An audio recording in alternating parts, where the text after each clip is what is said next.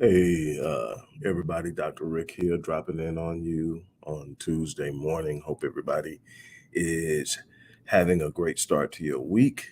Uh, Hope that you're looking forward to making progress in whatever it is that you are seeking to do. Look, I'm not going to be long. Just want to talk with you a brief moment about uh, the importance of managing properly and effectively managing hope. Um, Hope unaided by a clear and decisive and actionable plan will eventually lead to illness. There's a Bible verse that says, Hope deferred makes the heart sick.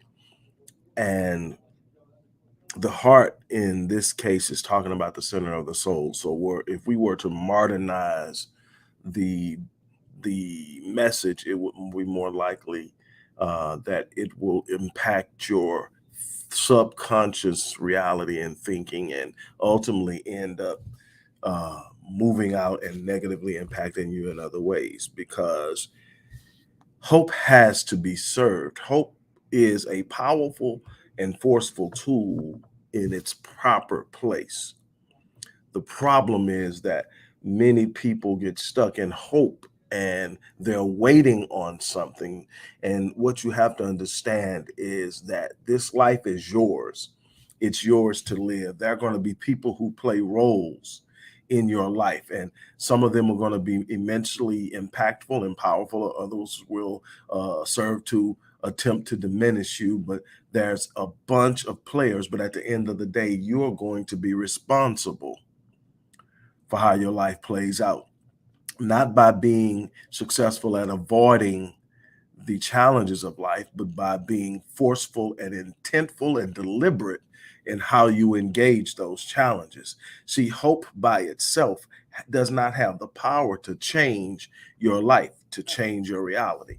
Hope in and of itself is simply something that you can rest on and hold on to while you're working the plan. It's the thing that makes you believe that there's a better tomorrow, even when there's no sign of that better tomorrow today. But sitting on hope will lead to will lead to illness. Let me tell you something. What you're going to have to do is you're going to have to find the vision. It says, another verse in the Bible says that where there's no vision, the people perish. Where there's no vision, the people perish. The vision is, number one, a source of hope. The vision is also the uh, optic representation of the plan. That's why um, uh, Hosea was told to write it down, tell him to write it down and make it plain. Write the vision down and make it plain. And in writing it down, something happens. There are some things that happen mentally, psychologically, and spiritually when you take what's in your mind and you write it down. You are in the beginning processes of creating a plan.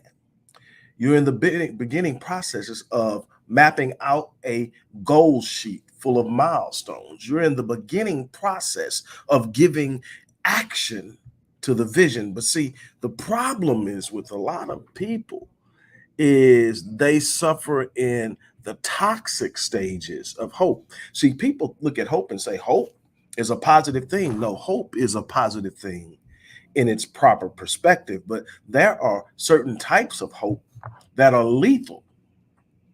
Two types of hope that I look for in people that I'm trying to help are passive hope and happy hope. I Now on the other side, that those are the dark sides that I'm looking for to help change. Now on the positive side, there's deliberate hope. There's dynamic hope. What's the deliberate hope says this is something I'm hoping for, and there has to be a deliberate action corresponding with the hope. Dynamic hope is the constant, powerful force movement of acting on what you're hoping for.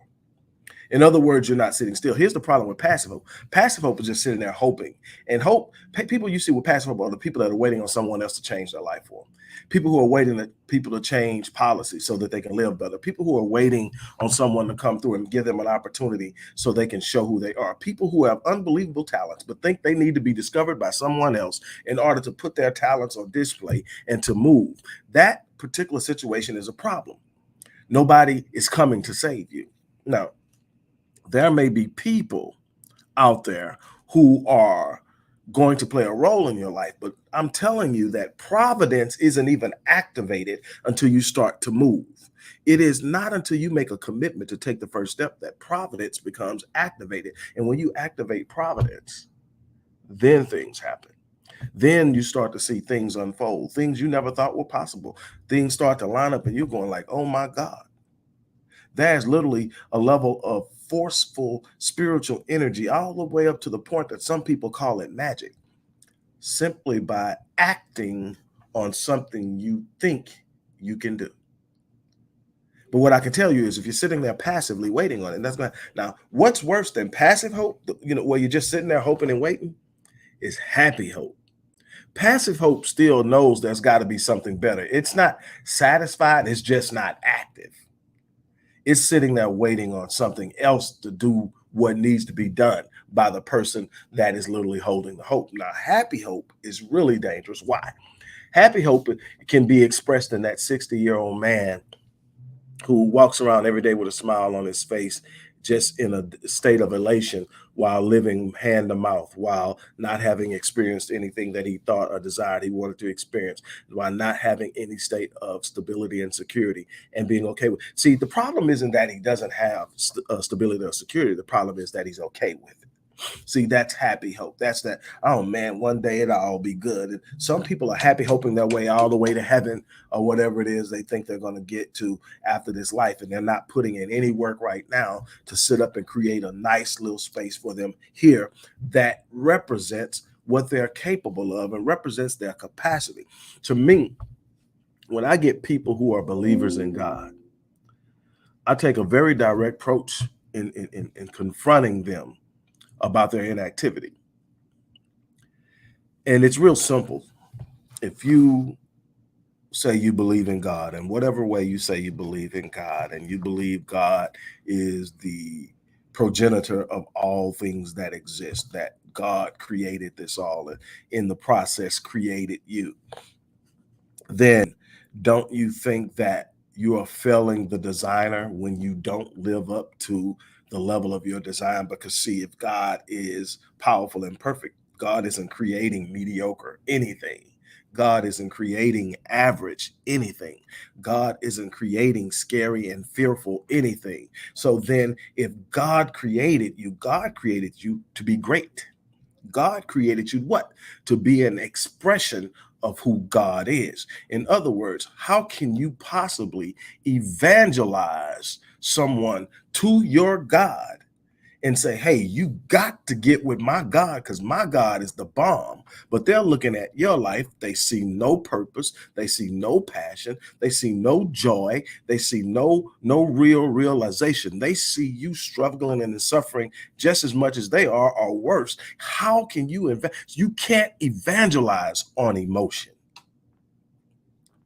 I told people I got into a lot of trouble in the church almost 20 years ago when I told you can't evangelize on emotion. You're going to start showing people how they can live their lives.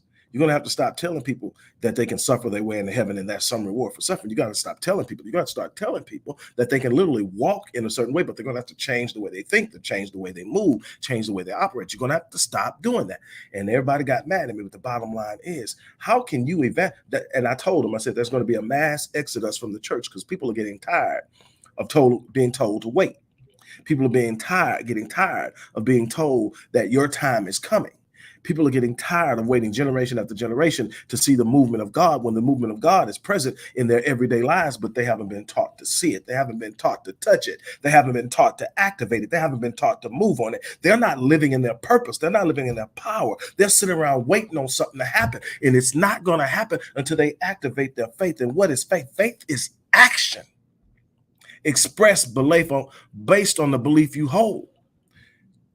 The brother of Jesus told us faith without works is dead. James said, look, you can tell me all about your faith without works. I'm going to tell you, I'm going to show you my faith by my works. You will be able to look at me and by what I'm doing and know what I believe in. Let me say that again.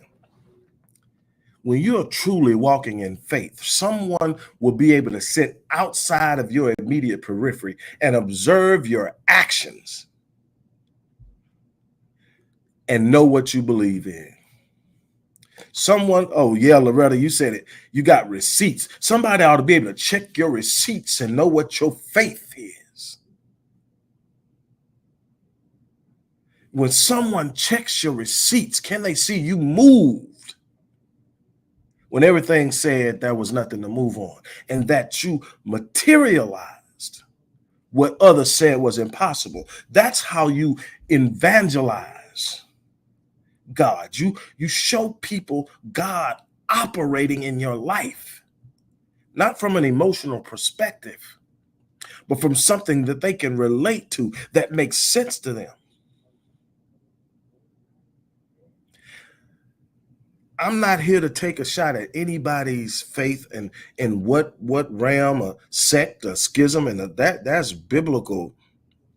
That's biblical mandates that says that all that stuff is not supposed to exist. Anyway, that's not supposed to be a schisms and divisions within the body. But that's a whole other thing. Not gonna get into that right now. But let's say whatever your sect is, let me tell you something. A person who is suffering and trying to feed their kids, not really concerned with whether or not you can speak in tongues or you can cast out demons. Let me tell you something. A person that's trying to get their house note paid isn't interested in how many times you go to church and how hard and awesome pastor preached. Let me tell you something. A person that's sitting there and struggling with an illness that can be spiritually healed wants to hear about we'll pray for you. They need real spiritual warriors that can show them how to walk into that thing and use their faith and the power of their mind and the changing and the shifting of their spirit and their energy to actually bring their body into a place in which it will start healing itself. They need to know some things that isn't being taught because people are sitting around waiting on hope to perform what they must do. No matter where you're at in this walk, let me tell you something. Nobody's going to deliver you. Nobody's going to come save you. You're going to have some people that'll feel sorry for you and maybe toss you some crumbs, but you're never going to live at the fullness of your design, at the level of your design, by sitting around waiting on somebody to do something you were designed to do. It's time for you to start moving. It's time for you to start taking action. It's time for you to start living at the level of your design. It's time for you to start walking in the fullness of who you truly are. This isn't about proving anything to anybody else. This isn't about keeping up with the giants, the Joneses. This is about living in the fullness of who you are. This is about elevating your state and your status and your position. You are going to have to step out of that. You're going to have to search yourself, and you're going to have to find you 5 reasons why you can't quit. Some people it's going to be the children. Some people are going to be, I need to make sure I can live safely. Some people it's going to be, I want to do something in this world. I want to change. Some people it's going to be, hey, my mom and dad need me. Some people it's going to be, there are people in my community that are suffering and it's literally destroying me on the inside. And you are going to have to find something that says, I can't quit. Because if you don't find those things that tell you you can't quit, there are going to be some challenges that will shut you down. Because this isn't about ease. This is about fulfillment. This is about reward. This is about winning. This is about raising the level of your state of being and existence and the impact you're having on this world. This is about leaving a legacy behind. They say, I came, I saw, I conquered. Did I get knocked down? Absolutely. More times than I care to count, but I got back up every time. Did I experience setbacks? More than I would care to admit. Some by my own poor decision making, others because people threw roadblocks in my way. But did I fold under the pressure of those setbacks, or did I rise up and hold my head up and square my shoulders and walk into the fullness of what I'm supposed to be? I'm not here to tell you it's going to be easy. I'm telling you, it's going to be challenges. It's going to be challenging. I hate when I see people on there and they're talking all the stuff and they got people hyped up and they're telling them and they making it seem like you're not going to get knocked down. They're making it seem like I got it all together. I never have problems. I'm gonna tell you right now, I have challenges on. Matter of fact, I tell people all the time, I've gotten real comfortable with being uncomfortable. And what does that mean? That means that when I don't have challenges in front of me that are pushing me to, I know that I'm not trying hard enough. I know that I'm not reaching far enough. I know that I haven't set the goals high enough. That I'm sitting up starting to get complacent. That I'm starting to feel get kind of eased up into, man, it's kind of cool right here. Just chill. No, I don't. I'm not here to chill. I'm here to put in work.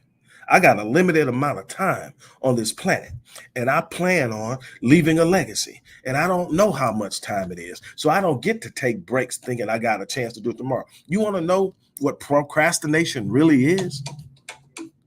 Procrastination is the arrogance of thinking you have an undeniable opportunity to push off what you could do today and do it tomorrow. It's an arrogance that says I'll try tomorrow, or I'll do it tomorrow, or I feel like I don't really feel. You are extremely arrogant when you are procrastinating with a gift that was implanted in you to do great things, and you're sitting on it waiting on a right time, or waiting to be comfortable with it, or waiting on somebody to move something from you that you should be moving yourself. I don't want to hear the excuse. You are going to have to stand up and walk in the fullness of your design.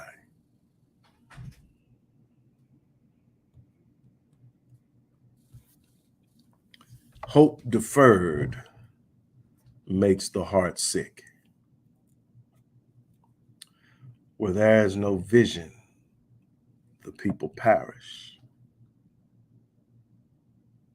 Take the vision, write it down, and make it plain, so those who see it may run.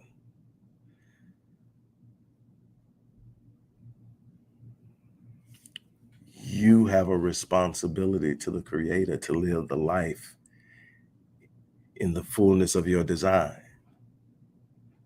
You evangelize people not with your words, but by the life you live. No, you're not going to be perfect. No, you're not going to get it right all the time. Yes, you're going to have setbacks, disappointments, frustrations. That's a part of the process. Process always precedes the promise. But I tell you, every time he delivers on a promise, it's worth everything that you could have possibly gone through. You're going to have to start taking action. Look, on that note, look, I'm about to get out of here. If you look into the description box, you're going to see a link for a rapid change breakthrough session. That's a chance to work with yours truly, so that you can start to actually take action and execute proven principles of advancement and empowerment. You can't hope it. You can't wish it. This isn't something. Prayer is a tool of power and revelation. It is meant to give you insight on what needs to be done. Prayer never exempts you from taking action. I tell people all the time, one of the reasons that a bunch of people are so frustrated with God right now is they think prayer can help remove some things that they're meant to go through for the purpose of proving something to a bunch of other people. I often say it this way: God is never going to deliver you from the giants he designed and sent you to slay. You don't get delivered from your purpose. You don't get delivered from your mission. You're going to have to walk that out, or you're going to sit here and be in a state of non-fulfillment and emotional misery because you're refusing to act. It's time to get out of that. Also, there's another link to where you can join the Epic Realm community of high achievers. It is a private community where we are building a network of people who want to grow, who want to do better, who want to be in an environment where there's positive energy, where there's encouragement, where there's professional instruction, professional advice. We're talking about everything from mental health to business ownership to finance and investing to relationships and marriage and parenting. We're dealing with it all, and we're bringing in experts to help do it, all a part of the membership. Look, you've got to start taking action. Nobody's going to do it for you. On that note, look, I'm going to get ready to get out of here. Um, Everybody, keep your head up, no matter what you're going through. Reach out if things get hot. Don't ever sit there and think you're alone. On that note, I'm out of here. You guys have an unbelievable day.